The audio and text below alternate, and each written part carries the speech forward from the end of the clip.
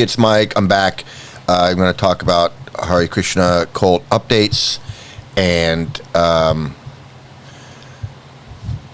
gurus falling down and all kinds of stuff. So let's get right to the opening. Let's see.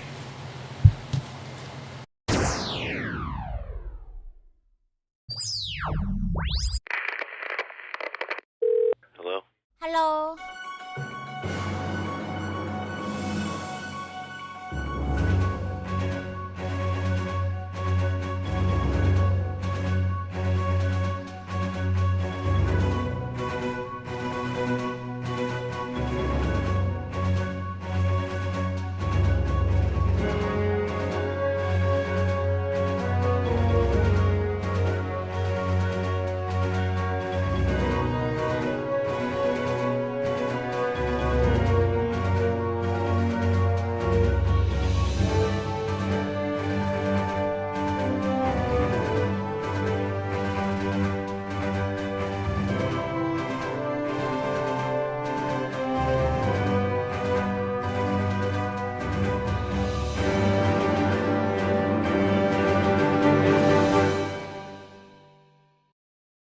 Okay, so a lot going on. A lot going on in the world, but a lot going on in the cult world of the Hare Krishna. So I wanted to get, I wanted to break more news. So, but before I get to the latest guy that fell down, let's get back to the guy that just, I mean, everything's moving so fast. These guys are falling down so fast who can't keep up with what's going on. So, this is what I'm talking about. So, the guy that fell down the other day, a couple days ago, this Trivikram Swami, right? His followers, they wake up the other day and their guru's gone. Their pure devotee guru connection to Krishna, whatever you want to call it, is admitted to having an affair, some kind of sexual thing. I mean, I can't even imagine what. Well, I can't. It's pretty crazy. But let's hear from one of his followers themselves and see what he thinks of all this, because he's written in to talk about what happened to his guru, and it's, of course, it's coming from the Hare Krishna webpage. My computer's going crazy. That's not even, I don't even have that page up. But anyway, I don't know. Let me see. Nope. It's not going to work. Something's up. But, so it says here, it says Paranjan Prabhu, which is, it's his webpage, so this person's writing into him. He says, I read your blog for a few years. 2 days ago, I found this news about Trivikram Ex-Swami. As I cannot comment under your post in comment section, I decided to include here you copy of my letter just sent to Trivikram Swami. So he sent this letter to his guru, finding out that his guru has now fallen down in this sex scandal, is what it is. I mean, gurus aren't supposed to be having sex with their followers. I mean, you can't call it anything but what it is. The guy, this is bad for this. So he says, Dear Trivikram Das, Hare Krishna. Here is Polish Namhata devotee. I joined more than 20 years ago. I met former Trivikram Swami many times in Poland and had many darshans, spoke with him many times, then exchanged emails.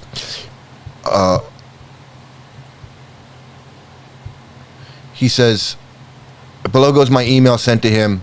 So I don't know where this, if something, maybe something's lost in the translation from Polish to English. I don't know. But he says, below goes my email sent to Trivikram this morning. quote, "Of course we pray for you, but you shocked us again. Haribo, I am very grateful for your years of preaching in Poland despite your mindless surrender to world pandemic demoniac propaganda in 2020, which disappointed few of us very much, and you taking deadly poisonous jab, but now causes sharp rise in sudden death cases around the world." So obviously, a lot of Hare Krishnas don't believe in, well, they don't believe in healthcare. I don't know what's up with that, but as I got to recommend, Knitting Cult Lady is a great cult expert. She can explain everything and does explain everything about cults, and she's right about everything as far as I can see. And I'm no cult expert. She's the expert. But as you can see, they don't believe in they didn't believe in COVID-19. So the virus wasn't killing people. That wasn't demoniac. The virus killing thousands of people every day. It was the demoniac propaganda, which was really bad. And then the poisonous jab causes a sharp rise in sudden death cases around the world, which is not true. That's false. So, but this is what I'm talking about.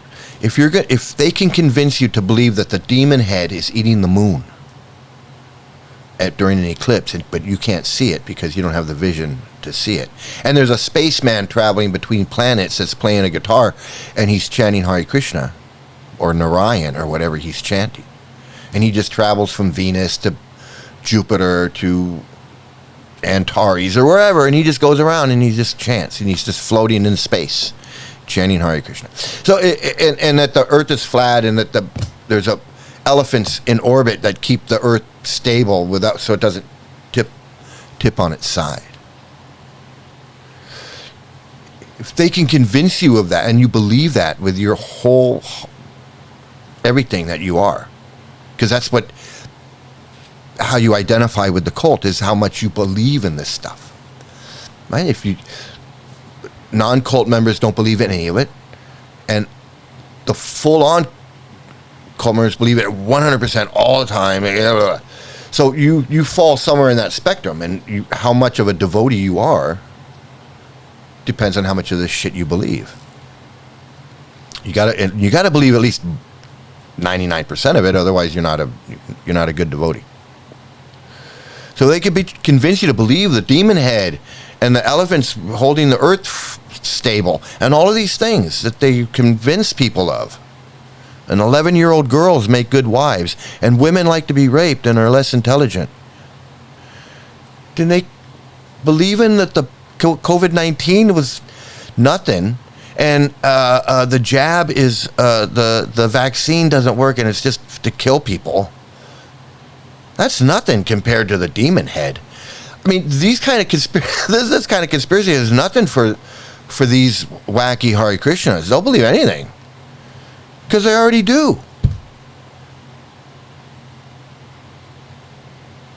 I mean, they already believe all kinds of nonsense things. So, but believing that wearing a mask, it doesn't save lives, or getting they don't believe in vaccines. They don't believe in polio vaccines or measles vaccines. They don't believe in that stuff. They don't. So COVID-19 rolls around and Hare Krishnas are like, no, we're not getting vaccine.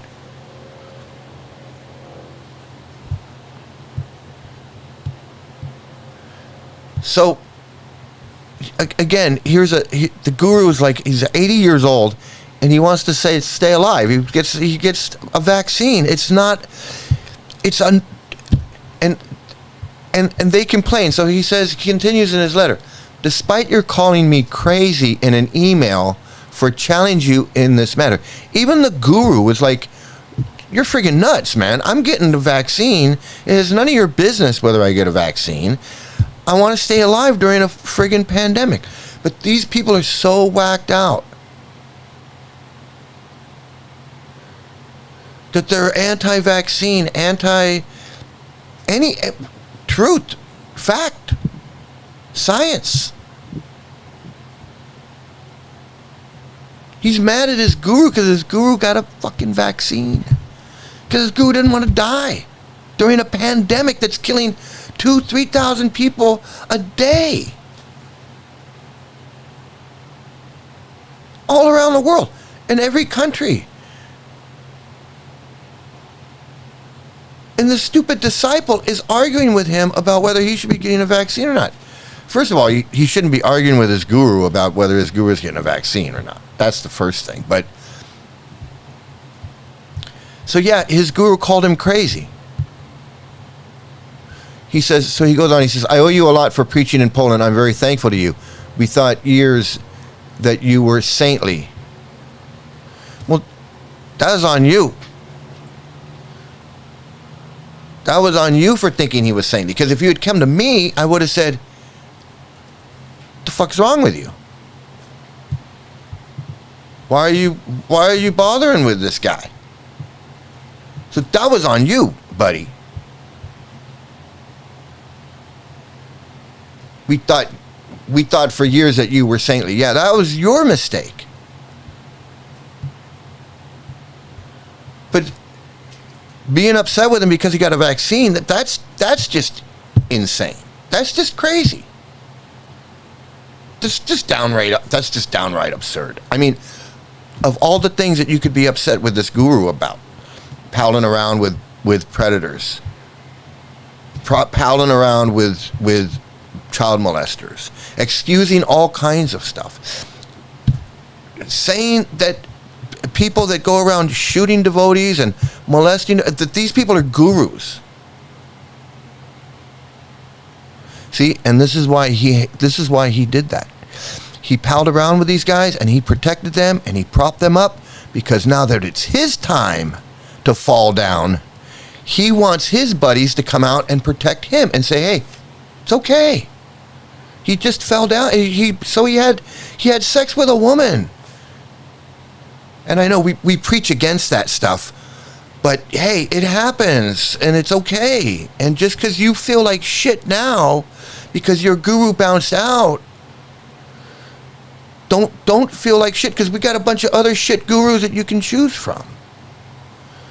So you can go on with the charade that you have a guru and you're connected to the moon-eating demon, whatever it is, that you feel bad. Don't worry. We got you covered. That's what I was saying before. They pal around and protect these child predators. They know that these guys are... They know that the guru had put 2 bullets in that guy's head and that the guy's still in Iskcon dancing around like he's friggin' something. All of them. There's a bunch of them that were involved in that shit. And they're all either left and came back, or they never left, or they're back, or whatever. And they definitely aren't in jail where they belong. They're not there. That's where they're not.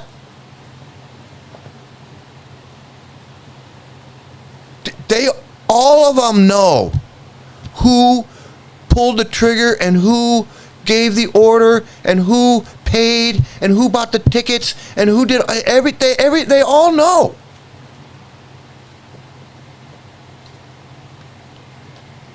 But they're not gonna jeopardize their goose that lays the golden egg. Why would they do that? Why would they come out and go, hey, I can't deal with these I can't deal with this cult. They know the truth. If I know the truth, they actually know. They know exactly how it all went down. They know exactly how all the shit went down. They know all about the shit in the schools. They know all the shit. They know it all. And from them to be dancing around the temple like they're like some holy man, fuck them. Pieces of shit. and their followers, and their crazy ass followers, like this guy in Poland, who this guru, his brain is so messed up that he believes in demon heads eating the moon and all kinds of shit, and vaccines are bad.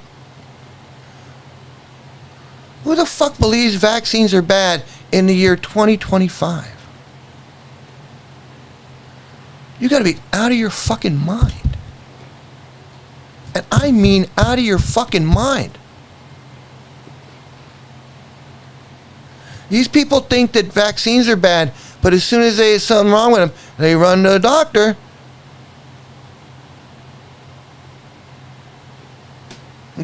Jayapataka. These guys are in and out of the hospitals in India all the time.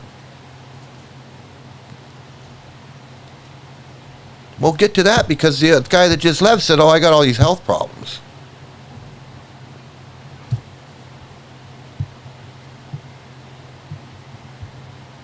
These guys are so full of shit, man.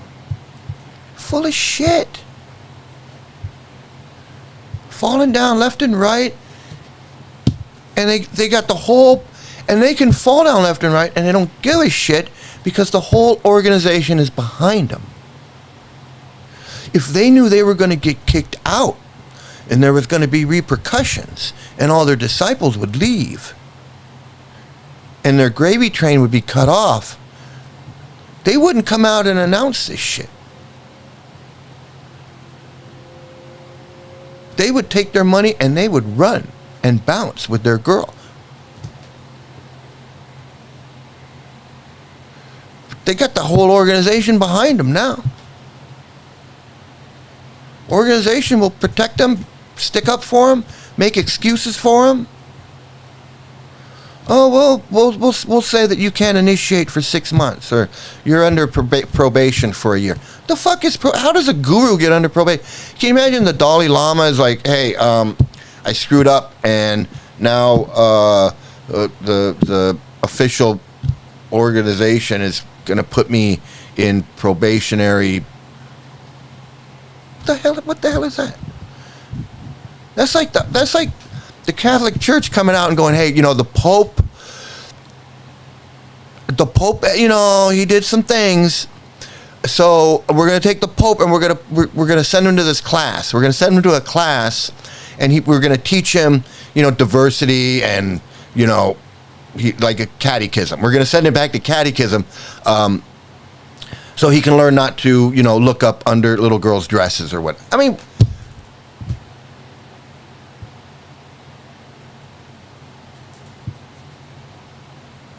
how crazy that is. But Hare Krishna, they don't give a fuck. They don't care. So he goes on, he says, anyway, our story about an 83-year-old sannyasi, 83-year-old sannyasi, falling down with a female disciple. It sounds hard to believe, but thank you for being honest anyway. Well, he wasn't honest. He kept it hidden for at least 6 months. He's only saying it's been since the beginning of the year, but come on. That's when the sex started. He was involved with her for a lot longer than that. Look up when he initiated her, and that's when it started. I guarantee you, it started the day he gave her beads and gave her name. That's the day it started. I guarantee it. I guarantee it. So he hasn't been honest. If he was honest, he would have said, hey, I got this disciple, this woman here, and I'm having feelings for her, and she needs to like go away, and I need to go away, and she needs to go on one side of the planet, and I need to go on the other side of the planet because I'm having impure thoughts here, and this is really screwing me up. That would have been honest. That would have been the honest thing to do. But when he couldn't do that. So he kept everything under wraps even after the sex started. And he didn't come out and say, hey man, I I had sex with this woman and it was one time only, and I totally screwed up because I'm 83 years old and I shouldn't have done this. This is totally wrong. That's when he should have came out. Then we could say, well, he was being honest. That's honesty. Not what he did. He kept it hidden. He says he kept it hidden for 6 months. I say he kept it hidden for a lot longer than 6 months, but what do I know?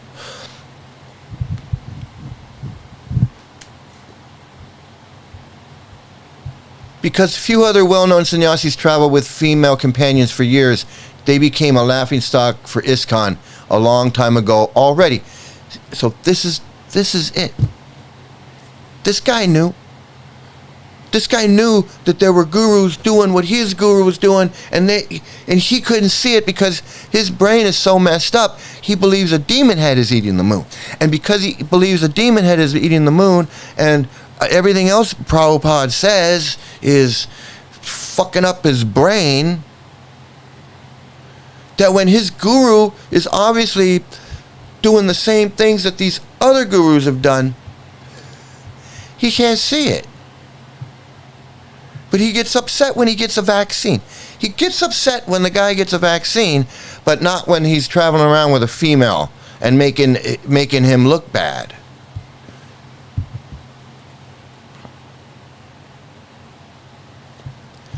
Spanish devotees, so he goes back and he says, Spanish devotees suggested that you had some relationship previously with another woman before. Now you have been finally caught, so you have to admit. So yeah, he's not being honest. He had to admit this. He was forced to admit this. And even though he's not being honest, he's breaking his vows, he's doing a lot. And all of that, he's still, nothing's going to happen to him.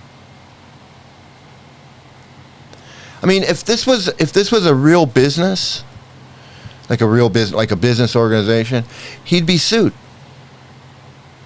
All his disciples would get together, they would, let's say they were like clients, right? Because that's really what they are. They're clients. He's selling them spirituality and they're buying it, but they're not buying it with money. They're buying it with their time and their energy and their labor.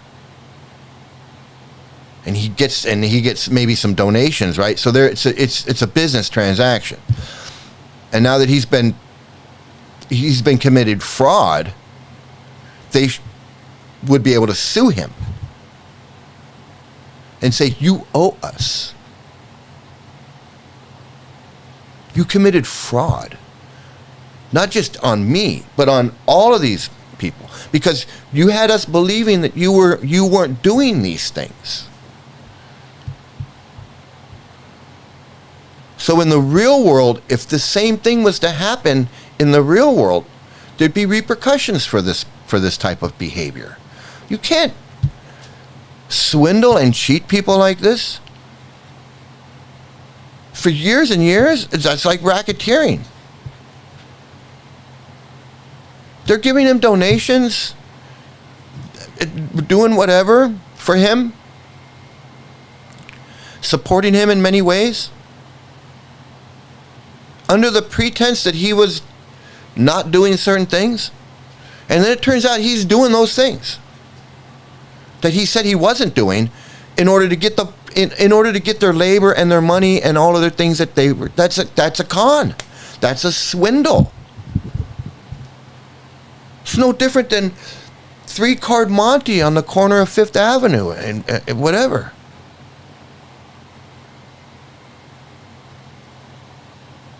They picked the wrong card.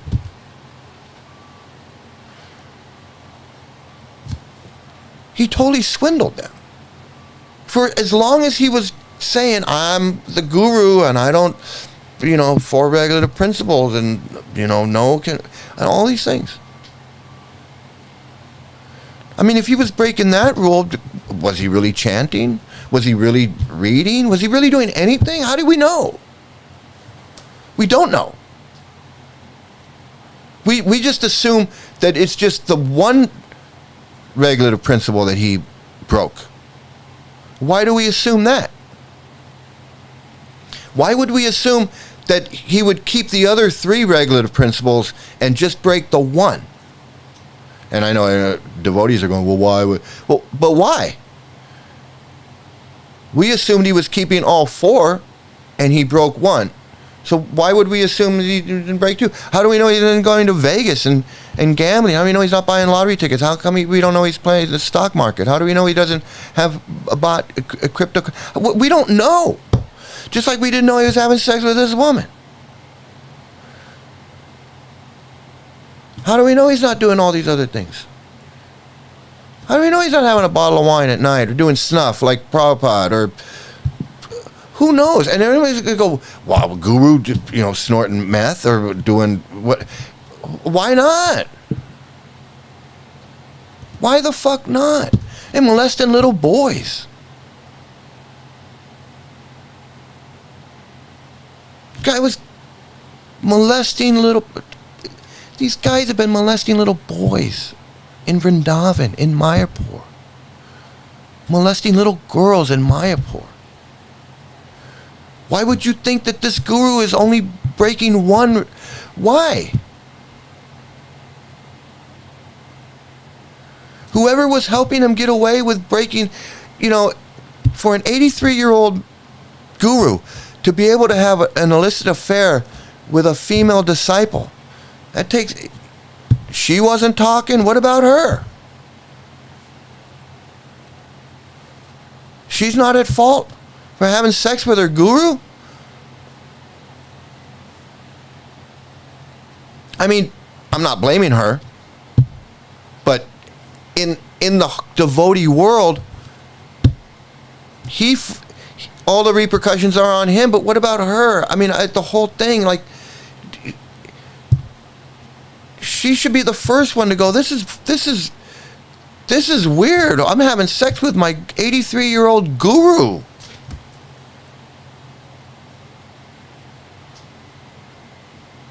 She wasn't thinking that. She wasn't thinking like, how did I end up in a bed with this 83-year-old man who's obviously I don't know how fucked up in the head is she that she can't see that this guy that she calls a guru is now laying in bed with her.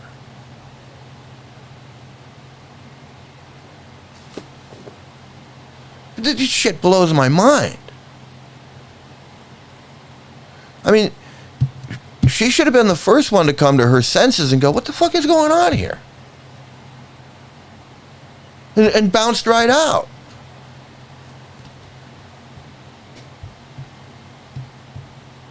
Hare Krishnas don't want to hear this shit. They don't want to hear it.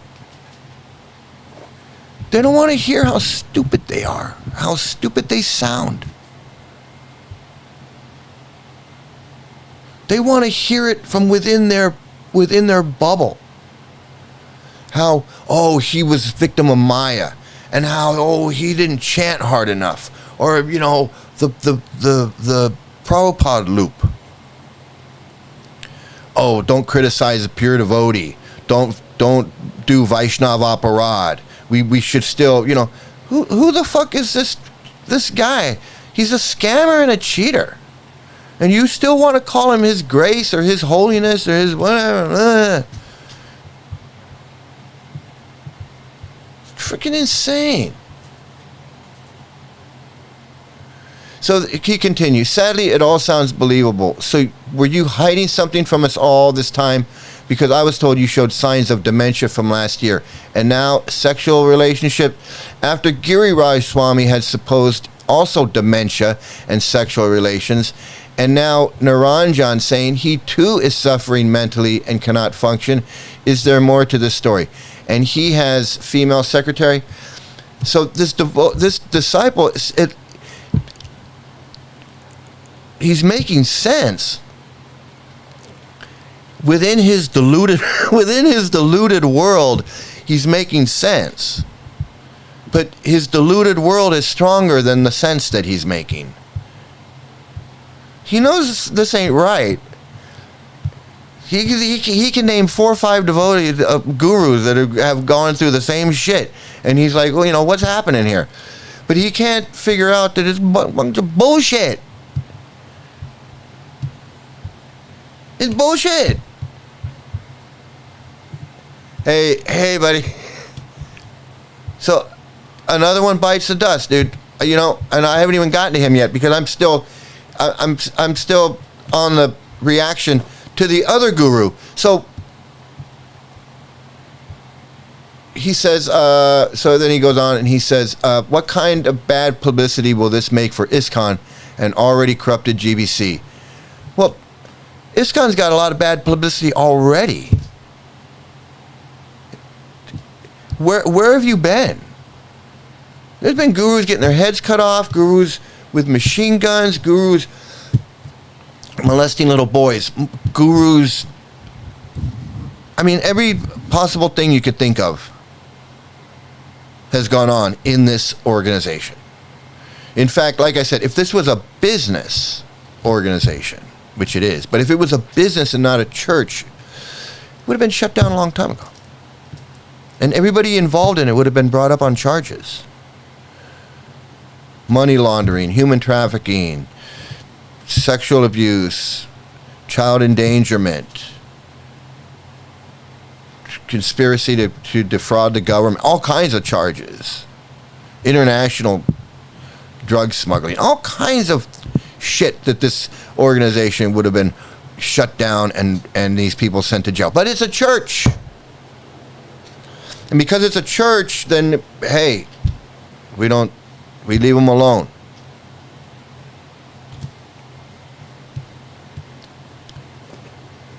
Okay, so that's what these Hare Krishnas go through when their guru falls down. They don't know how to explain it. Well, you know, and this guy hasn't even gotten like any into the philosophical issues that go along with gurus falling down. That he hasn't even touched on that. He's just touching on the mundane issues of like, hey, you were with a woman, you didn't tell us for 6 months. Well, you know, what's up with that? He hasn't even gotten to the philosophical, or it's not even philosophical, it's their superstitious belief, which superstitious beliefs are not philosophy. Just because you got a superstitious belief like a demon head is eating the moon doesn't mean that's a philosophy. It has nothing to do with philosophy. It's just friggin' superstitious belief.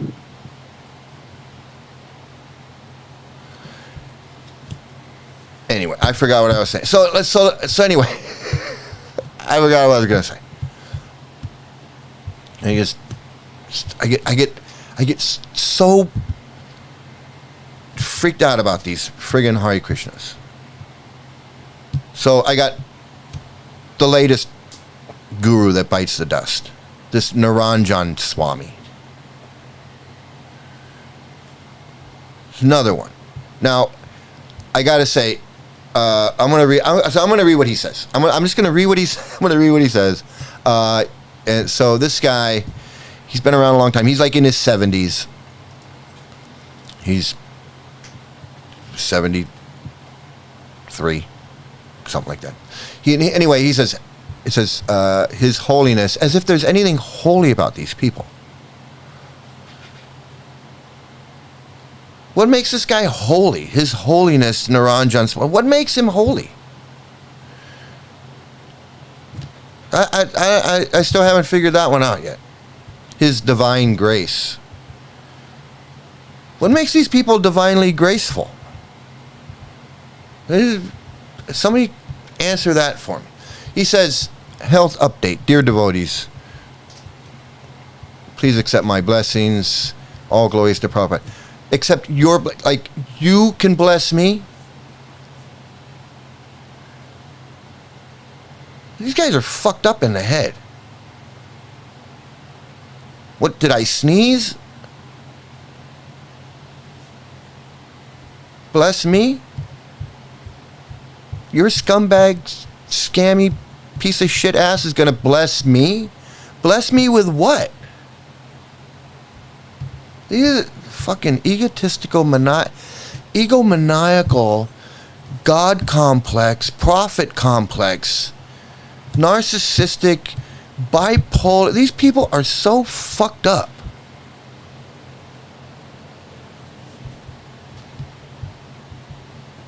All glories to Srila Prabhupada. What the fuck did he ever do? Somebody answer that. Failure at everything. Failure at everything, including his marriage, being a parent, his organization, failure at picking leaders for his movement.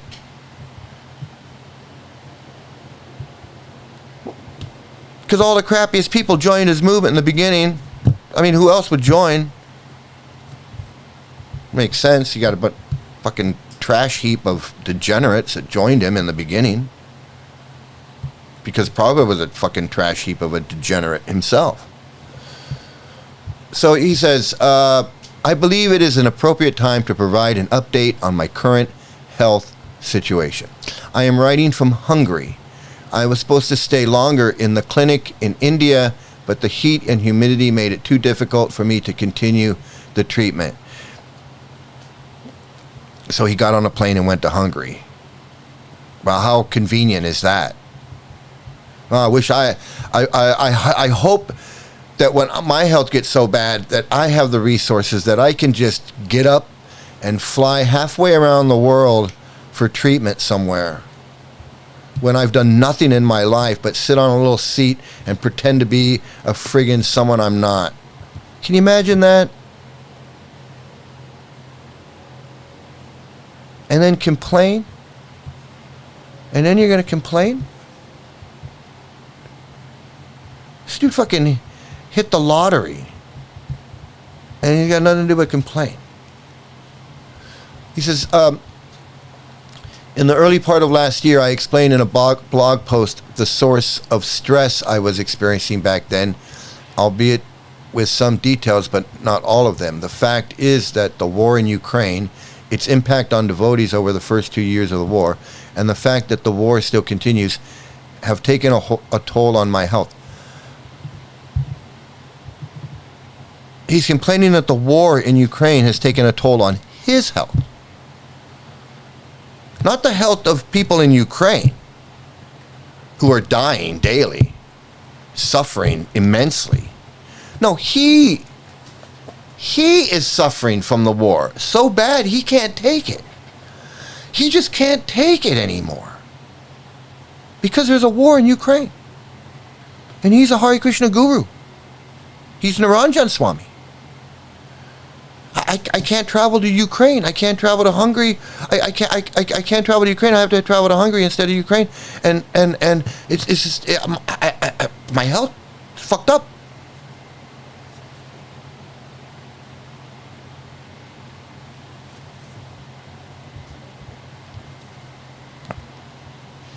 When it comes to helping devotees, most godbrothers who know me well know that by nature I tend to take on more than my nerves can handle. Oh yeah, he's just so, oh my goodness. We all call him Mother Teresa Swami because he's just, he's Mother Teresa. I mean, we might as well call him Jane Goodall because he's almost like living with the gorillas out in the jungle. He's so humanitarian. Such a humanitarian. Traveling around the world and chanting Hare Krishna. Just giving Krishna to everybody. Oh, how great. The fuck does this guy do? What the fuck's this guy do?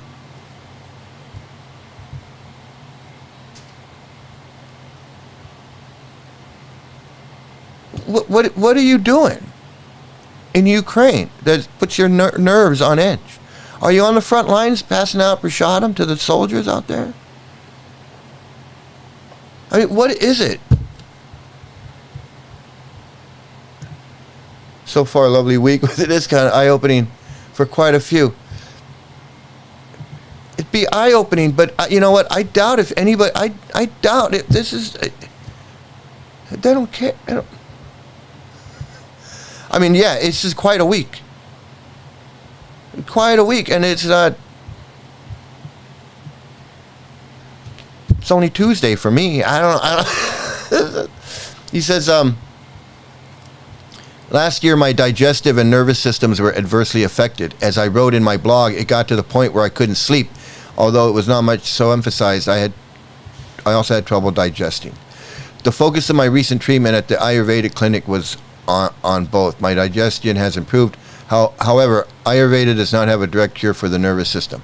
Various treatments can help deal with stress, but I'm still dealing with an overstressed nervous system. Why is he so stressed out? If he's chanting Hare Krishna and he's eating prasadam and he's hearing and preaching about Krishna, what's the problem?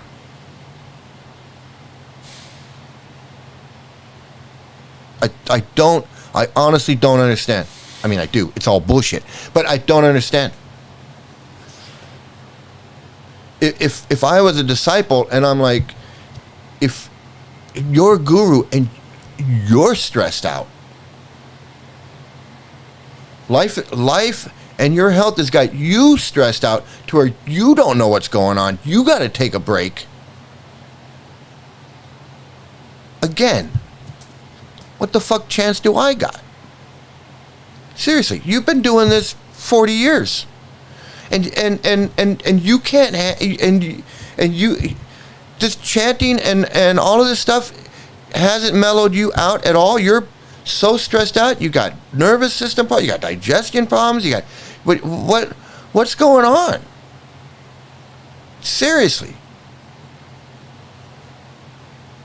I mean, I understand you're getting old. You have health problems. Everybody has health problems as they age and they get older. That's part of life. But if you're what did I say? It's not philosophy, but if it's your superstitious beliefs are that this chanting these magic words and eating the magic food and wearing the magic stuff is going to remove the stress and remove all of these things in life, and you're going to somehow float above the clouds, all just wee, and you're going to just go, and then you find out that no, it's not like that. Now that you're 74 and you got some health problems, you find out that chanting Hare Krishna and eating the prasadam, it ain't what Prabhupada said it was it? Trivikrama found out he's 83 years old. He's having sex with his disciple. So confused that he can't figure out. Maybe I should just leave. No, because don't leave now. You're 80 fucking years old. Don't leave now.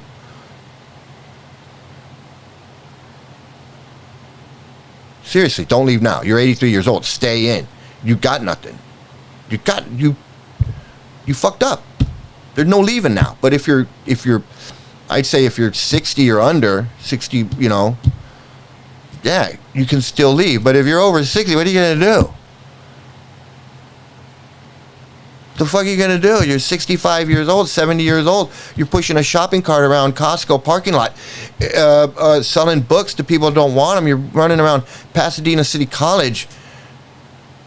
And you're 65 years old, hanging out at like Radharani, you're hanging out at the friggin' Hollywood Bowl, selling books to young kids. And you're 70-something years old, and because you don't know anything else. You don't know anything else. You can't even drive a you can't push a broom. You don't know nothing. Friggin' Radharani, the woman is 70 years old. She's selling books at SoFi Stadium out of a shopping bag. That's her life. That's been her life for the last friggin' forever.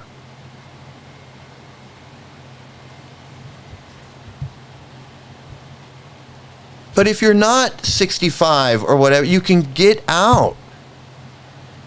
You can get out and do something. You can actually go to Pasadena City College and learn something and not go there and sell books and try to force these stupid books on people. This is so fucking stupid. So he says, so get back to Niranjana Swami. Currently, sleep, rest, and complete withdrawal from all sources of stress, both apparent and those which may not be so apparent, are essential components of the treatment. I did this last spring and summer. My health improved later last year, but then I relapsed earlier this year due to my own negligence. Now, this sounds like something else is going on, and he's not being honest. And the reason I say that is because these guys are never honest. It's all bullshit. You can't believe a word they say. I don't believe a fucking word he says, except he don't want to do it no more. He don't want to do it, and he don't want to be guru no more. He got too many disciples writing him letters.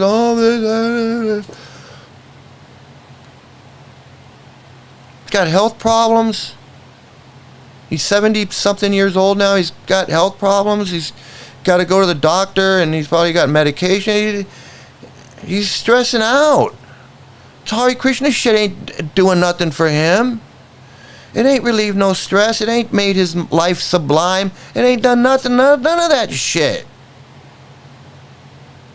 And now he realizes it. It's like Trivikram realized it. Trivikram realized it because he couldn't control it. He had 83 years old. He had to have sex with his woman.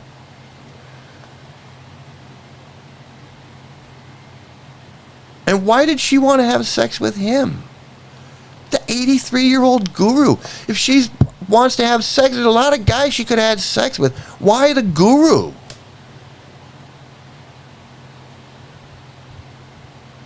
Why is she chasing the guru down? It's weird shit, man.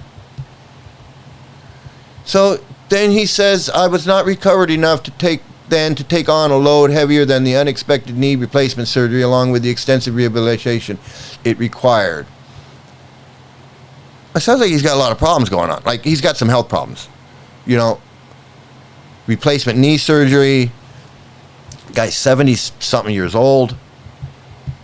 He's traveling around the world. That's a lot of work traveling around the world. He's got a lot of walking in the airport and sitting in a plane for hours. Other than that, he ain't doing nothing. He ain't lifting a finger doing it. He ain't cooking his own lunch. He ain't washing his own clothes.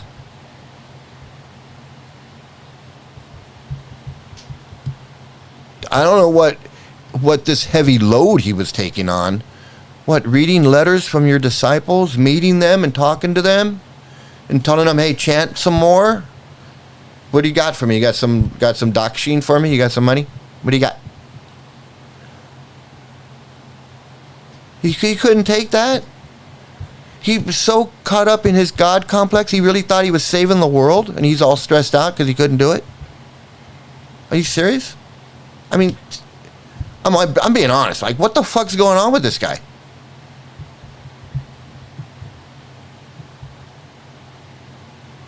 This guy's a Iskcon guru. He's flying around the world, goes wherever he wants. He's probably got cabinets in Vancouver and cabinets in wherever he's got his cabinets, in Hungary, obviously, and India, full of his crap. Flying around the world. He's got his disciples. He's got a shit ton of disciples. They send him money.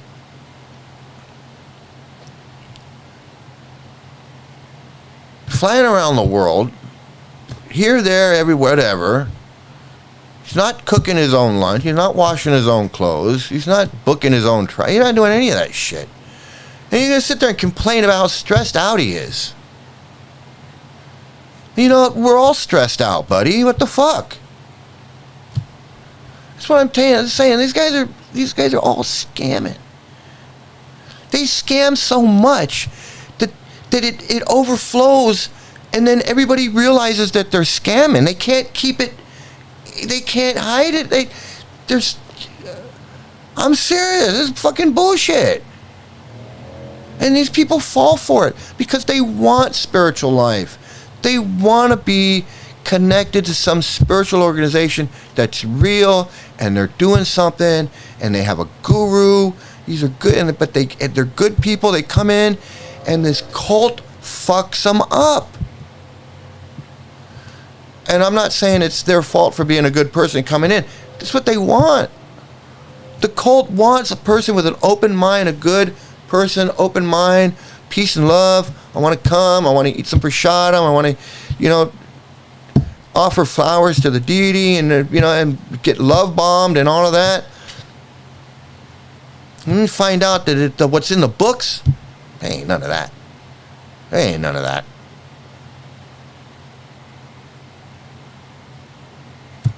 It's racist, sexist, misogynistic. Women are bad. Families are bad, and your parents are bad because they're not devotees, and everybody's not a devotee is bad. I mean, it's total us versus them. Every cult stereotype is found within those books. Every single one. And all it does is lead to friggin' mental illness and madness, as you can see from the letter that I'm reading. Disciples fucked up. Gurus fucked up.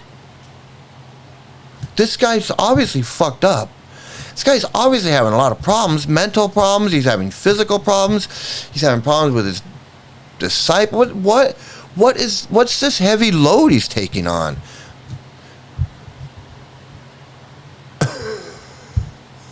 I like how they're talking about initiations, reinitiations, reinitiations. What a pile of a huge sticky crap. Yeah, I mean, it's amazing. It's like a bunch of psychopaths talking to each other. One psychopath is the disciple, and one psychopath is the guru. And the guy's like, "You're my guru. You took a vaccine, and that's insane that you took a vaccine." And I can't even believe that is like one of the funniest things I've ever heard. But anyway, reinitiations, yeah. I can't do it. I'm falling down. I'm having sex with a woman. I'm too stressed out to be a guru. But you know what? If you stick with it, you can become just like me, all stressed out. When you're 83, you want to have sex with some woman. I mean, what are they trying to say? Do as I say, not as I do. Just like Prabhupada did. Prabhupada's like, I can do this snuff, but you can't do this snuff.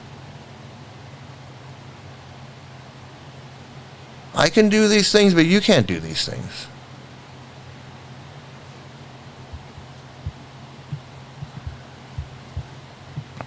I mean, seriously, if Trivikram at 80, he's been Hare Krishna for 50, 60 years. He's a Hare Krishna for 60 years, and he, at 83 years old, he can't make it across the finish line.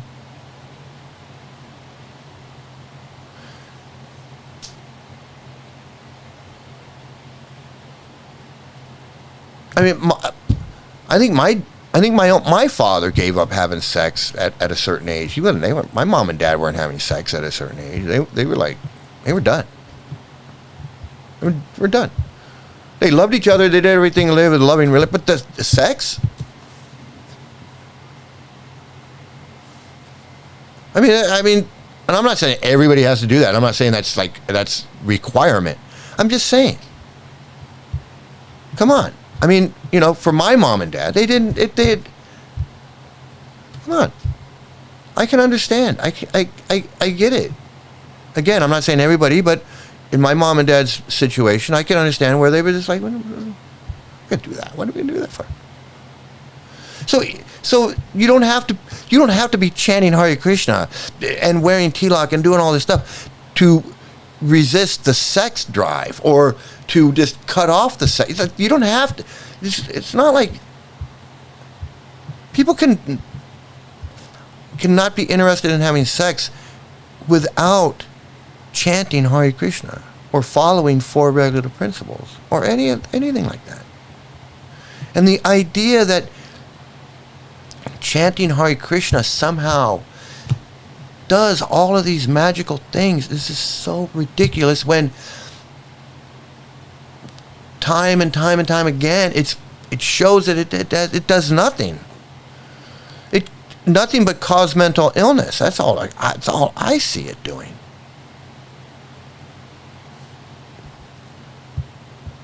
causing mental illness. Every cult. All of them. Doesn't matter which one. If you're in a cult, whether it's Mormonism or Jehovah's Witness, or Children of God, or Hare Krishna, or Scientology,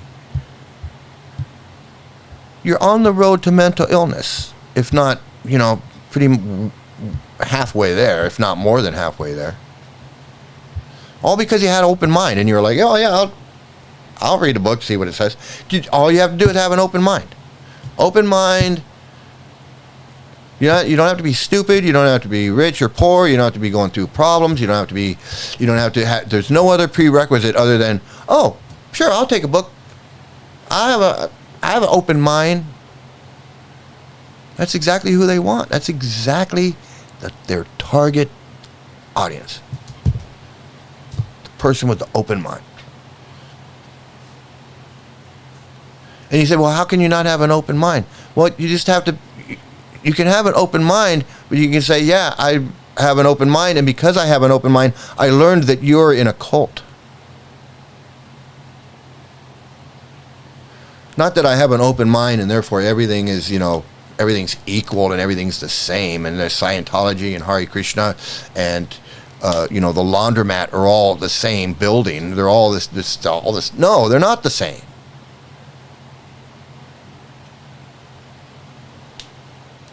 Having an open mind is saying, what's this Hare Krishna thing? Oh, it's started by this guy who was 22 years old and had an 11-year-old wife and said, hey, everything's cool. That's having an open mind. Saying, oh, Scientology, what is this? Oh, L. Ron Hubbard? Oh, this guy? This pedophile that lived on a boat so he wouldn't be caught? Hanging out in international waters so no one could get him? Obviously made up a bunch of stuff. I mean, that is so obvious. But anyway, they want you to have an open mind. They want you to go, yeah, sure. Give me his Dianetics. I'll check that out. Give me Prabhuprad's book. I'll check it out. I'll read that. So here he goes on. He says, although I have spoken publicly, he says, he says, so he didn't take on that. Here in Hungary, my sleep is gradually improving from past experience. I know it takes time. In 2006, the GBC granted me a 1-year leave of absence due to stress-related events. It took 2 years to recover. I also stopped initiating for almost 3 years. So he's done this before. He's pulled this game before. And I'm not saying that he's not having issues.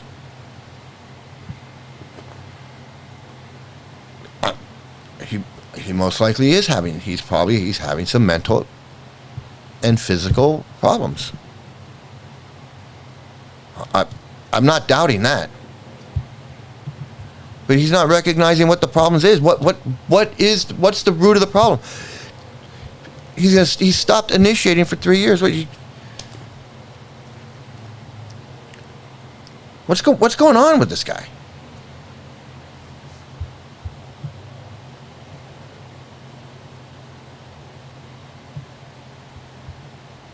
He says, meanwhile, I try to keep my day structured as much as possible, balancing my daily activities between those that are health-related and those that are naturally more nourishing, such as kirtan, extra japa, and reading. So again, he's going to do more of what is causing him stress. More reading, more japa, more kirtan, more Krishna consciousness, even though the Krishna consciousness is what's causing him the stress, obviously. Because everything that's causing him the stress is the heavy load of Krishna consciousness. The heavy load of following four regular principles. The heavy load of being a guru. The heavy load of being responsible for hundreds, if not thousands, of people's spiritual life. The heavy load of protecting pedophiles and gurus that have done who knows what. The heavy load of knowing that he's not any kind of spiritual person. that he doesn't deserve to be called His Holiness or His Grace or any of that. The stress of knowing that he is not worthy of all this shit that they're giving him. He's not worthy of the name. He's not worthy to sit on the seat. He's not worthy to wear the thing, to carry the stick. He's not worthy of any of that stuff. Because if you go to India and you see the guys that are really doing that stuff, the guys that are not cheaters and scammers, the guys that are not part of a cult, the guys that are actually just, they don't have any followers, they don't have any gurus, they don't have any disciples giving them money. They're walking around with a bucket of getting rice every day. And they go back to their little hut and they sit there and they eat their rice and they read their book and that's it.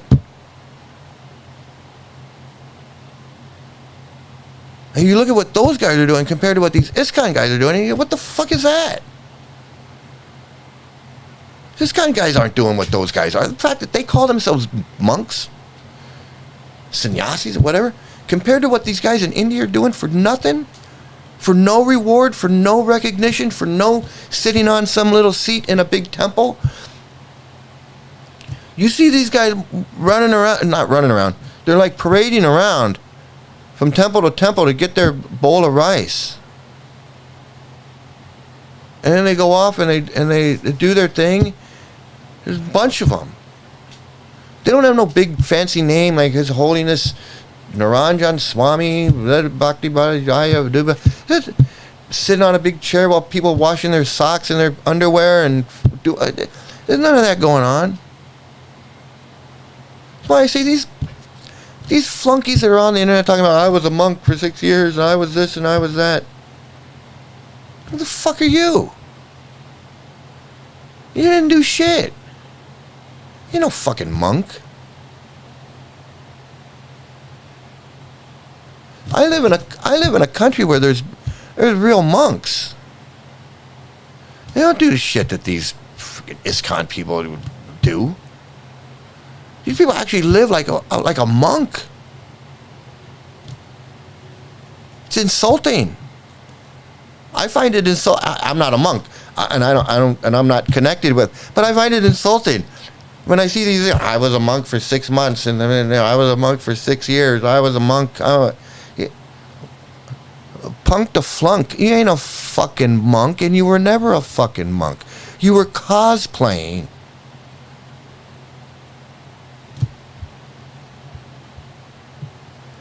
You're nothing but a fucking cosplay. LARPing. You're like these Japanese girls that dress up like a friggin' toy. And then they take pictures of them.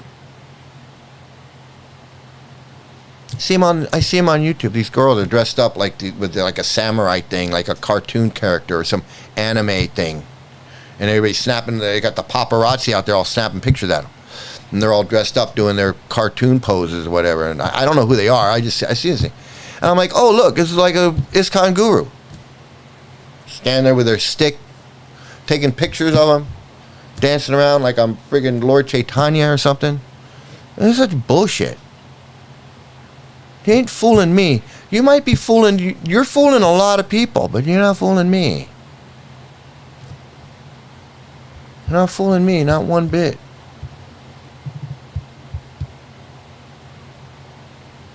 So,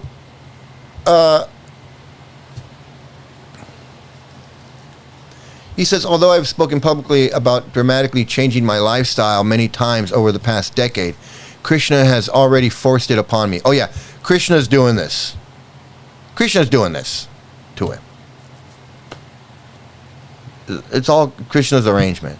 Because Krishna is putting you through this the same way Krishna put all those little children through hell in the Gurukul. Krishna took all those children and never did nothing, right? Born into the Hare Krishna movement, which is supposed to be like, how rare is that? Vaikuntha children, these Vaikuntha children that Prabhupada says. And he puts them in a school where they're all friggin' tortured and molested. Where was Krishna then? Why didn't Krishna come down and go, hey, these are my children, I got to protect them?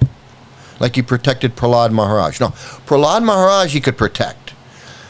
Prahlad Maharaj, he had no problem coming out of a statue and protecting Prahlad Maharaj. But when Prabhupada has all these children in the Gurukul in Dallas, or the Gurukul in Vrindavan, or the Gurukul in Mayapur, or the Gurukul in New York, or the Gurukul wherever, Krishna's nowhere to be found. Krishna's nowhere to be found. He doesn't jump out of a pillar. He doesn't, ride in on a horse or anything. Nothing. Let's the children suffer. But when Niranjana needs something or something happens to him, then Krishna has no problem showing up at the right time, doing the right thing. That's how they think. That's how they think.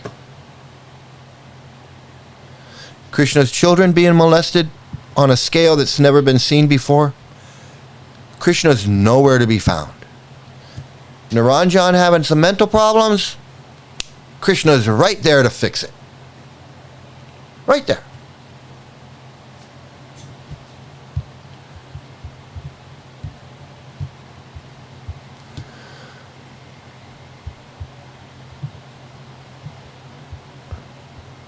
First came the pandemic, 20 to 22. Yep, Krishna forced that on him.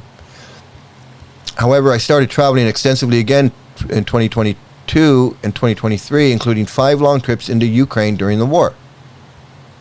It came to the point where I had to resign from the GBC last year. Oh my goodness, I had to give up my being at GBC. I was just traveling so much. Don't you wish you got to travel so much? Like for a whole year? Who's paying for that?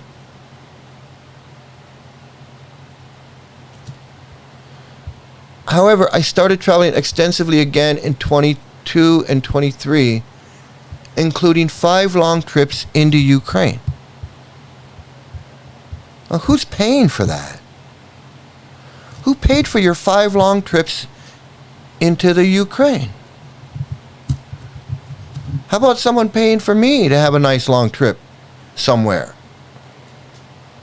I might want to go to Czechoslovakia or Prague or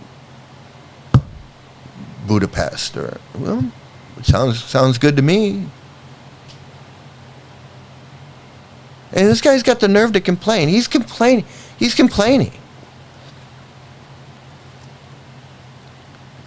This guy's actually complaining. He traveled so much. He had to give up his GBC. He had to give up his responsibilities. Oh my.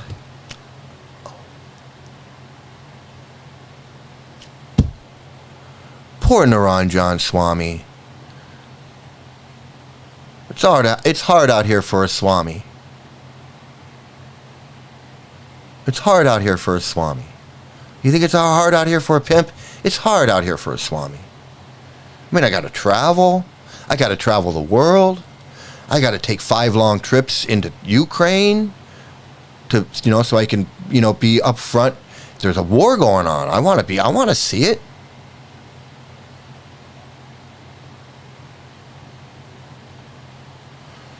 Wasn't good enough just sitting in India having his treatment. He's got to get on a plane and go travel some more.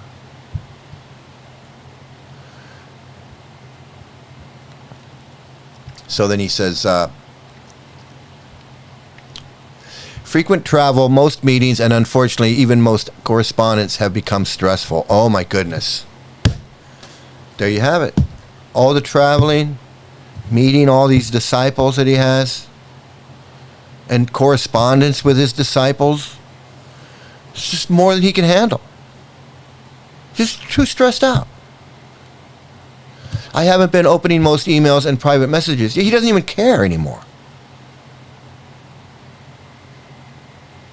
His disciples are probably sending him messages going, hey, where are you? You haven't talked to me. I've sent you letters and emails, and you used to answer them, but now you're not answering them anymore. What's going on? Are you okay? And he's just like blowing them off, like, I don't even care anymore. I don't even open my messages or he's like, just, he didn't care. He doesn't care about his disciples. And they care about him. I guarantee you that they want to know what's up with him. Not in a mad way. They want to know what's up. They're like, what's going on? You're my guru. I say prayers to you every morning. I offer flowers to a little picture of you on my altar. I want to know what's going on with you. You're 75 years old or whatever. I'm want to know how are you doing? And now he just cuts them off completely. Now they really don't know what's going on. So look at this guy. You believe this shit? I have a strong desire to be a useful servant of Srila Prabhupada. I pray for this every day. This is such bullshit. False humility, hypocrisy, deceitfulness, just straight out lying. And this is from one of the leaders. This is from one of the leaders of Iskcon. And he's saying, I'm too stressed out to do my job. And I don't even have a job. I'm a guru. I'm too stressed out to be a non-employed guru. I'm too stressed out to fly around the world and save people. I can't do it anymore. I can't fly around and bless people and save them. I'm too stressed out. Well, what's stressing you out? Well, all the travel, the meetings, and all the letters and emails I'm getting. Well, why would that stress you out? Yeah, because I'm a fake. What? Because I'm a fake. You're a fake? Well, I'm a fake. Oh, that's why you're stressed out. Guilt. Guilt of not being who you say you are. Because if you were who you say you are, you wouldn't be stressed out. You'd be answering your email, you'd be traveling around the world, and you'd be chanting Hare Krishna, and you'd be eating your prasadam, and you'd be doing whatever you were doing.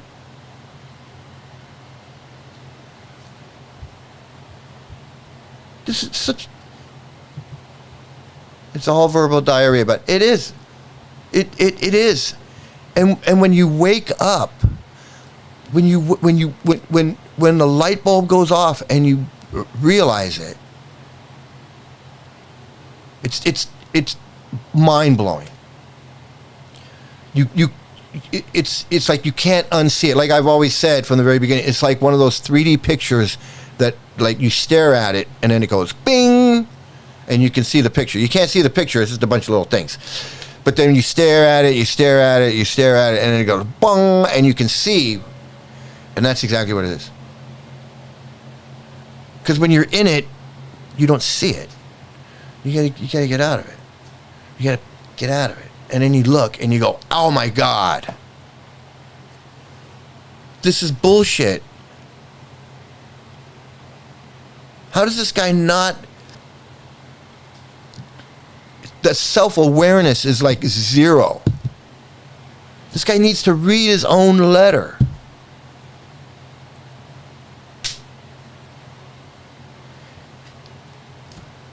Krishna consciousness has him stressed out.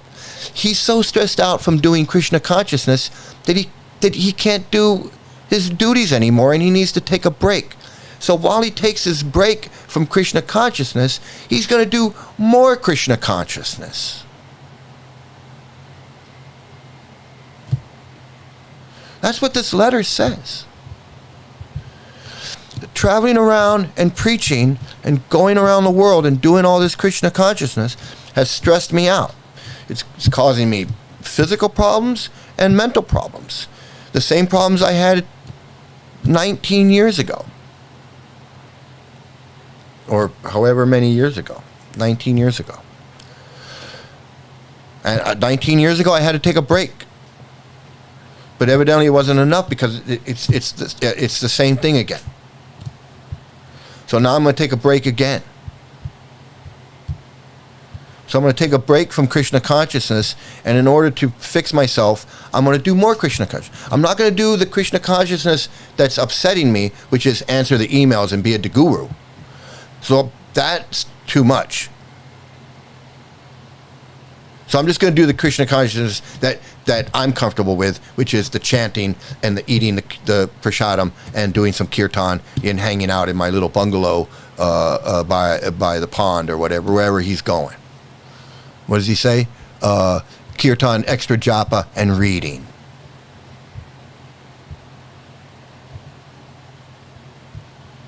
And then that'll fix the problem. Until next time. Until he decides he wants to have sex with his disciple. Because that's what I think is really going on. What I think is really going on is there's something else going on.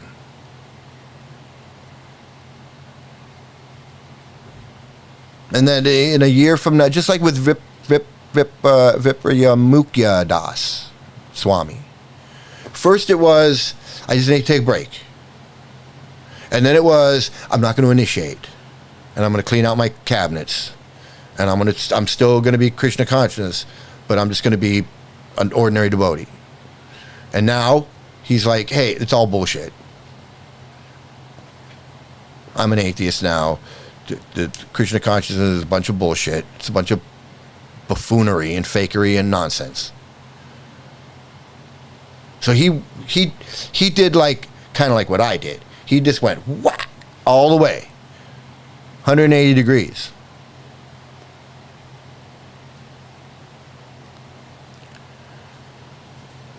Which is really, I'm not going to say that's what everyone needs to do. I'm not going to say everyone needs to do that and just reject everything, all it. No, you do whatever you got to do. But I think that there's a natural progression, and that if you get on the road to leaving your cult and recognizing the harmful things that the cults do, and the harmful beliefs, and the harmful superstitions, and the harmful whatever, that if you're on that road leads somewhere. And if you stay on that road long enough, you're going to get to where that road leads. And I'm not saying you have to run down that road to get to the end. But I'm just saying, if you're on that road goes somewhere. So I'm just going to leave it at that.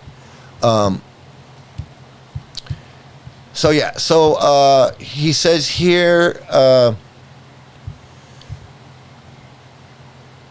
so he goes on and he says, therefore, as I did in 2006, I wish to wait up to 3 years before even considering giving initiations again, unless I decide to stop giving initiations altogether before that.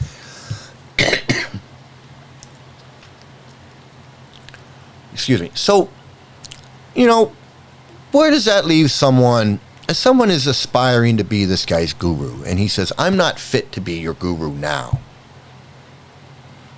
So I'm not taking on new disciples. But what about the disciples he already has?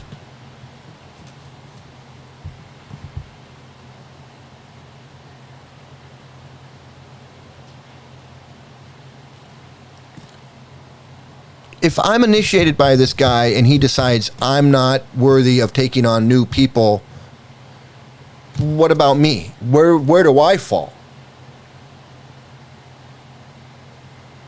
Because I'm not new, but I'm part of your thing, and you're telling me you can't do. So where am I in this?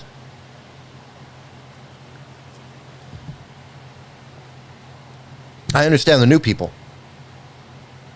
Pick some other yo-yo. But I already picked you as my yo-yo. And I don't want to pick someone else. But what about you? And even if I don't pick someone else, are you still my guru? Can you be a guru if you're not if you're not accepting new people as a guru? How can you be my old guru? And if you're an ex-Swami, what am I? Am I an ex-disciple of an ex-Swami? Or am I a current disciple of an ex-Swami? Or an ex-disciple of a Swami? Because you were a Swami when I took initiation. You were a Swami and I was a disciple. So at one point we were good. And now you're going away. What about me? I'm still good? Or I'm not good? I mean,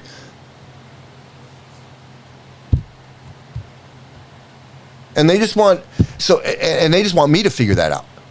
No, it's up to you to figure that out. You do what you want to do, Prabhu. If you want a new guru, you get a new guru. If you want me, I'll still be your guru. Well, what does that mean? So now I'm the guru because I have to decide. So now I just became a guru. I have to decide what's best for me instead of my guru deciding what's best for me. Now you made me guru because you bounced. So now I'm guru and I have to decide whether... make it make fucking sense.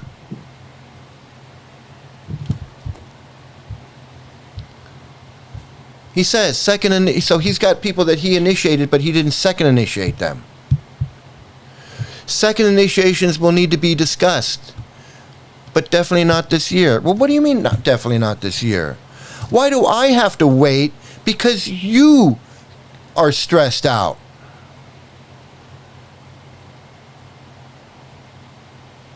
Why is my spiritual life suffering? Because you are having migraines at night.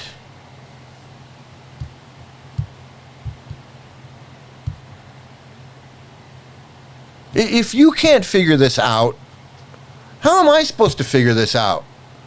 You're the friggin' guru. You're the Swami. Doesn't Swami mean anything anymore? What? I mean, if you can be a Swami and have all these issues, then friggin' I'm a Swami. Especially if you're telling me I need to figure it out on my own. He says, I do not expect anyone who has been thinking of being initiated by me to wait almost 2 more years to decide whether I will resume giving initiations. I encourage you to consider if there is someone else to be more accessible. What the fuck?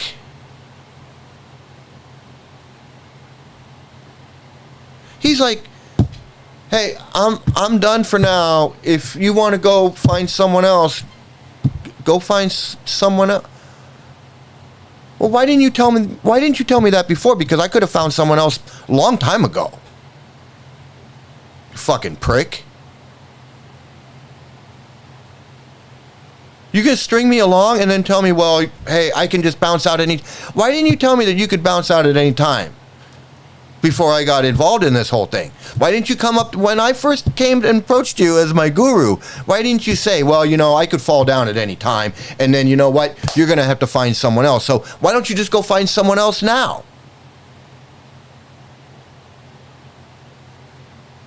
How stupid that sounds? But that would have been the honest thing to say. I don't know if I can handle it. 2006, I had some problems. 2006 kind of was choppy.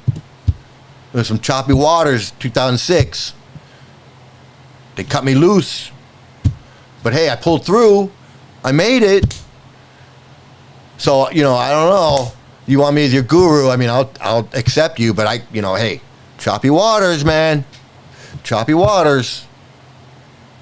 The fuck is that? What kind of spiritual movement is that? And you know what? They think that's totally normal. That's fine. Well, yeah, if a guru has problems, then guru has problems.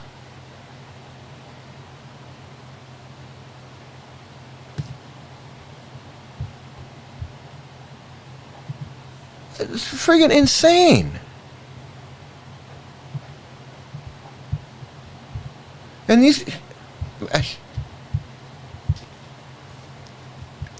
says,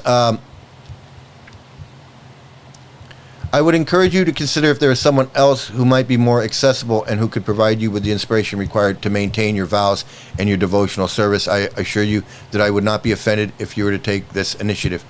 Yeah, maybe you can find someone a little more stable, a little bit more mentally stable than me, because I'm a little ooh, and I could bounce out with a woman at any time. In fact, that's probably what I'm doing right now as I write this letter. I'm probably packing my bag so I can go hang out with, Brenda Davy or whoever. Because that's what it sounds like to me. It sounds like he's going to come along in about 6 months or so and go, hey, everybody, remember when I said I was having problems? Well, her name is Blalita, whatever, Davy Dasi. One of my disciples, and I fell down. So, I'm going to clean out my cabinets. I got some stuff in Hungary, and I got some cabinets in Ukraine, and I got some cabinets in Hungary, and I already cleaned that stuff out. So the microwave you can give to, whoever, and whatever's left, you can just distribute it amongst yourselves, because I'm bouncing out. I sincerely believe that's what's going to happen. So that's the story of Niranjana. That's the story of Niranjana. But let's say, just to finish up, with all due respect. So I got to finish up. Who is this guy? Right? Who is this guy that we're talking about? So where is it? Let me see if I can find it. I don't even know if I can find it. So I'm going to go to his webpage, and let's just do a little, see if we can, I don't know if it's going to work. No, it's not going to work. No, it's not working. So it says here, it's very much like the other story that I read the other day, because they're all the same. I mean, my story was the same. They're all the same story. I mean, it's a stupid fucking story. But anyway, it says here, so here's this guy. His Holiness Niranjana Swami was born December 10th, 1952 in Lowell, Massachusetts. 1972, his spiritual search. So they always make it like these guys were spiritual from birth. They were like some special coming down from heaven, down from the spiritual world, and they blessed us all by taking birth. This guy did us all a favor by taking birth in Lowell, Massachusetts on December 10th, 1952. Or weren't we special that we got this guy? So wonderful that he decided to bless us with his presence on that day. Okay, so they want to make it look like like these guys are like, I swear, like they're the Dalai, like every one of them is the Dalai Lama. In 1972, his spiritual search took a turning point when he saw a Bhagavad Gita as it is on the counter of a bookshop in Washington, D.C. Now, first of all, I don't believe that. I don't believe that there was a Bhagavad Gita as it is in a bookshop in Washington, D.C. I don't. And you can say, hey, Mike, why don't you believe that? Because I don't. It's a fucking lie. He got a book from somebody. He found it, or someone gave it to him, and he probably doesn't remember. Although he could remember, but he probably doesn't remember. But I don't believe that he got it in a bookshop. But anyway, it says, after completing his study of the Gita, okay, he didn't study it, he read it. He continued his research of Gaudiya Vaishnava philosophy by purchasing and reading several other publications from the same author, His Divine Grace A.C. Bhaktivedanta Swami Prabhupada. Okay, he didn't research Gaudiya Vaishnava philosophy. He just read some more of Prabhupada's books. Because there was no internet in 1972. There was nothing written about Gaudiya Vaishnava philosophy in the Encyclopedia Britannica or anywhere, because no one's going to write about it. It's not important enough. It's just too small and insignificant to even be mentioned in the Encyclopedia Britannica or Encyclopedia whatever. If it did, it had one line. Hindu sect founded in whatever by somebody. That's it. He didn't do any research. He didn't research Gaudiya Vaishnava philosophy. And again, Gaudiya Vaishnava is not philosophy. It's superstitious beliefs. It has nothing to do with philosophy. So he didn't continue his research of Gaudiya Vaishnava. Why can't they just say that he got a Bhagavad Gita, he read it, and then he read some more of Prabhupada's? No, they want to make it like he was this. You know, that's like me. I mean, if you wanted to, you know, we could all do that. I was born in Santa Monica in 1961.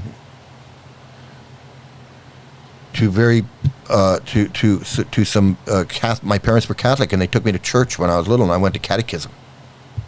And I had my first Holy Communion when I was 10 at St. Augustine's Church in Culver City.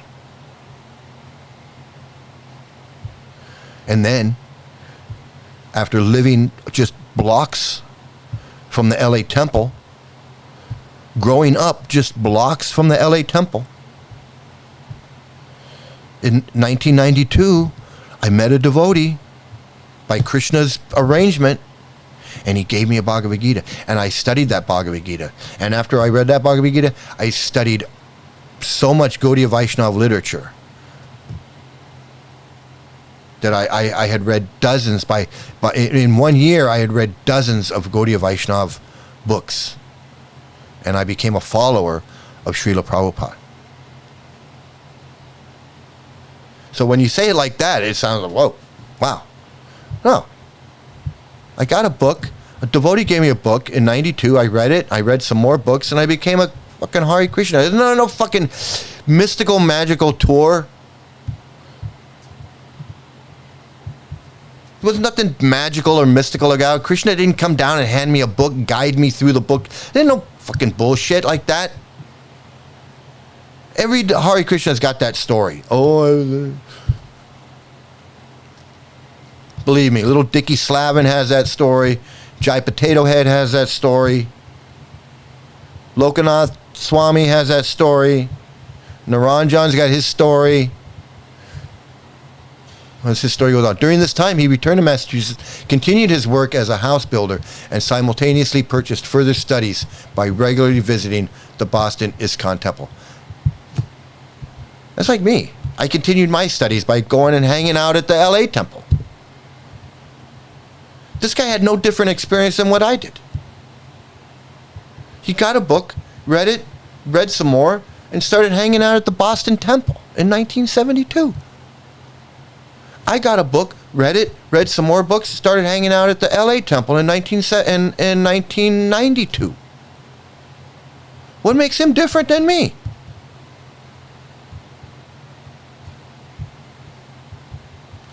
In mid-1973, he accepted a monastic life. He moved into the Boston Temple and accepted initiation from his spiritual master, Srila Prabhupada. In early spring of 1974, soon thereafter, he received Brahminical initiation. So in just 2 years, he got initiated, and then he got second initiation. So he got first and second initiation within 2 years of reading his first book. First and second initiation after reading his, in just 2 years after getting his first book. You really think he deserved first and second initiation into an ancient tradition, what they call an ancient tradition? Inspiring culture after just 2 years? That's like a bachelor's degree.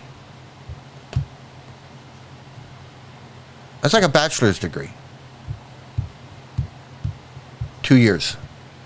2 years of reading Prabhupada's books. And now he's got second initiation, and he's about to become a sannyasi. And then in 1986, at the world headquarters, he became, he got into the renounced order of life, sannyas.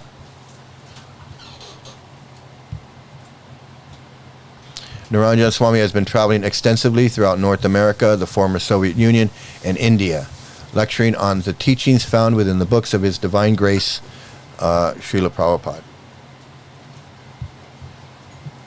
And that makes him a Swami. That makes him qualified to travel around the world and preach to people and do all. But actually what he's doing is he's cheating them. Because now it comes out yesterday, and he doesn't want to be Swami Guru anymore. At least he doesn't think he wants to be. He doesn't know what he wants to do. What kind of guru is that? What kind of organization is this? That just cheats people just right to their face. Right to their face.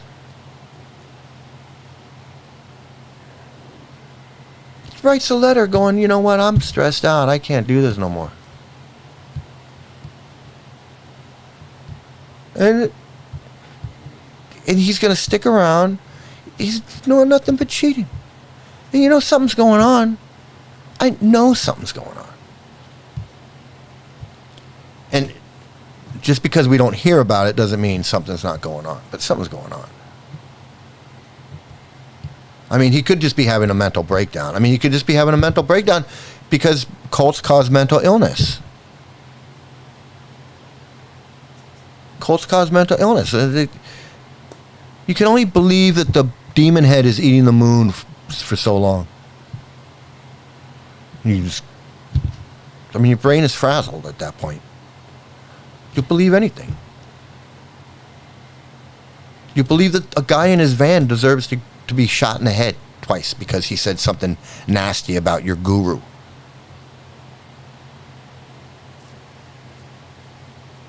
And there'll be a whole network of gurus and people orchestrating that whole murder.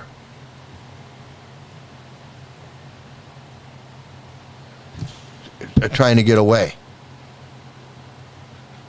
And they'll cover up for it. And they'll make those people that are implicated in that murder, they'll make them gurus. And they can run around dancing around, Hare Krishna, Hare Krishna. I like Tony Soprano dancing around the temple in a friggin' dhoti and kurta. Like the whole Tony Soprano friggin' mob, all those guys, all dancing around like they're Hare Krishna. That's what it is. That's who those guys are. That's who these guys are. Otherwise, why would you be stressed? Why are you stressed out? Why the fuck are you stressed out? You got to stop doing what you're doing so you can go do some more of it. Just not have the responsibility. You know, I want to... These guys are so full of shit. So that's this Niranjana Swami guy. I wish I could show you who he is, but I just can't. For some reason... my computer is... My computer doesn't want to cooperate, so... unfortunately. So I'll have to get that fixed, come back, and we'll continue this. Because I'm sure within the next couple of days, there's going to be some other scandal going on. And that's who this Niranjana Swami is. So he's 73 years old. He's got some problems going on, probably sex problems, probably, you know, it's probably heavy duty. Otherwise, I don't know what's stressing him. I don't know what's stressing him out. He's on easy street, and he's stressed out about being a guru. He's stressed out about not having a day job. Thanks for class. Yeah. Hey, listen. Raphael, I'd like to have you come on sometime when I figure out how to have guests come on, and we can sit, we can talk, and I'll interview you, and you can tell me more about your time and all the stories that you know. You've mentioned a couple times that you've got stories. So once I figure out how to bring you on, I'll have you come on, and we'll discuss some more of this stuff. And so I want to thank everybody for watching, like, share, and subscribe. I know a lot of Hare Krishnas are watching out there. They're starting to pay attention to what I'm doing. And that's okay. I mean, I don't care. I hope you can learn something. I hope you can get deprogrammed. And that's what this whole thing is about. So you Hare Krishnas that are watching, like, share, and subscribe so you can help other Hare Krishnas get out of the cult. Also, it helps with my algorithm. It helps my likes and views and everything go up. And I really need that. I need for subscriptions to go up and likes and shares and all of that because I really need to get these videos out to warn people and to help people get out of the cult and stay out of the cult and never join the cult. So all you Hare Krishnas out there that poke in and look and see what's going on and whatever, you know, I recognize you. I recognize you. I see you out there, and you know, what can you do? So everybody, thanks again. Have a great day, great night, great morning, great afternoon, wherever you are. Have some great luck, and of course, please stay out of. Oh wait, I gotta end the class. Class is over, so everybody stay out of a cult. And have a great day. Let's see. Do I have this?